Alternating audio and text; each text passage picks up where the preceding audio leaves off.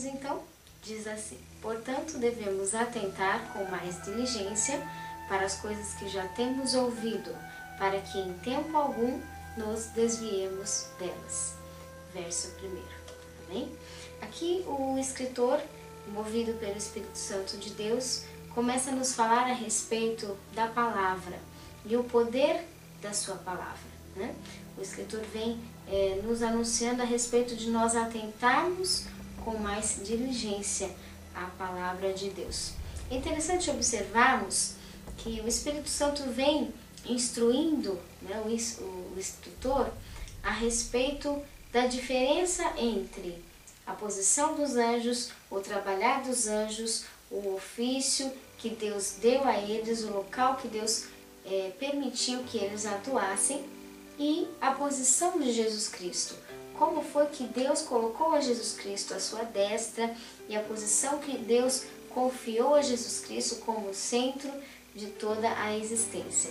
E nós entendemos então, a partir do capítulo 2, o sentido do porquê que foi destacado, através do Espírito Santo, essa diferença entre Jesus, a destra do Pai, colocado por Deus, e os anjos, né? Nós vemos aqui então sobre o poder da palavra, ou seja, tudo aquilo que Deus criou, todo ser, né, que Deus criou com o poder da palavra, né? Os anjos, eles têm um poder da palavra. Jesus tem um poder da palavra. O homem tem um poder da palavra, ou seja, tudo aquilo que Deus criou, Deus confiou uma obra, né? De acordo com a posição colocada, é o poder da palavra na região celestial, na região espiritual. E nós vemos aqui então que o escritor começa a analisar a respeito dessa diferença colocada da posição dos anjos e da posição de Jesus, exatamente por causa de atentarmos com mais diligência para o poder da palavra de Jesus, né? E o poder daquilo que nós começamos a receber. Por isso, então, o verso 1 diz: devemos atentar com mais diligência para as coisas que já temos ouvido.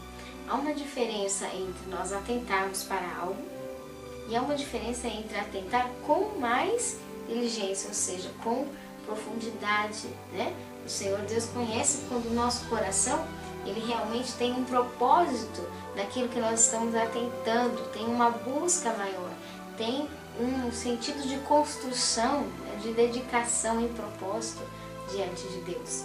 E aqui o Espírito Santo nos fala a respeito disso, de atentarmos com mais diligência para toda esta obra que nós recebemos o anúncio, né, de como foi realizado através das Escrituras. Aqui nós vemos que Jesus foi colocado por Deus, foi construído por Deus, foi estabelecido pela escolha divina para ser o centro de todas as coisas. Há um propósito, há um porquê que Deus realiza as coisas, né?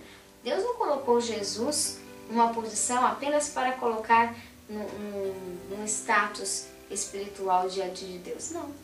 Deus não formou Jesus simplesmente para ser um ponto de referência entre os anjos, ser um motivo de disputa, de competição entre qualquer outro tema que possa se existir na Terra. Não. Jesus, ele foi colocado por Deus para um estabelecimento de obras, um estabelecimento de realizações na essência divina. E mais do que isso, Jesus foi firmado para a sustentação, diz a palavra, de todas as coisas. Então nós vemos que toda obra que Deus realiza, ela tem um fundamento, né? Ela tem realmente um porquê daquilo que Deus realiza desde os primeiros dias até hoje nas nossas vidas. Amém? E nós vemos então que o escritor, movido pelo Espírito de Deus, ele diz sobre atentarmos com mais diligência, com propósito para as coisas que já temos ouvido, que Deus já tem nos falado, já tem nos colocado, instruído pelo seu poder, para que em tempo algum nos desviemos delas. Por que nós temos que tomar as palavras de Deus e transformá-las em propósitos em nossa vida. Porque é possível, diz aqui, né, o verso 1, a parte B, que mesmo conhecendo tudo que Deus realizou, mesmo conhecendo as estruturas, as bases de tudo aquilo que Deus fez, de tudo aquilo que Deus operou a nosso favor, mesmo próximo de toda a sabedoria, o conhecimento que Deus nos deu, ainda é possível que nós nos desviemos da bênção de Deus para as nossas vidas. Ou seja, nós nos desviemos do verdadeiro sentido, do fruto que Deus gostaria de nos dar através de nós atentarmos com mais diligência, nós transformarmos aquilo que Deus nos deu em propósito vivo na presença dele, né? Então, diz aqui, para que em tempo algum, em tempo nenhum, nós venhamos desviar delas, ou seja, as palavras de Deus, né? As notícias que Deus nos dá a respeito do que Ele nos fez, tem um porquê. Ela existe, ela nos vem para ser realizada em frutos, ser transformada em obras, em frutos reais na nossa vida. Amém? Então que nós fiquemos com esse versículo neste dia para os nossos corações. Portanto, devemos atentar com mais diligência para as coisas que já temos ouvido, para que em tempo algum nos desviemos delas. Que Deus te abençoe, um ótimo dia.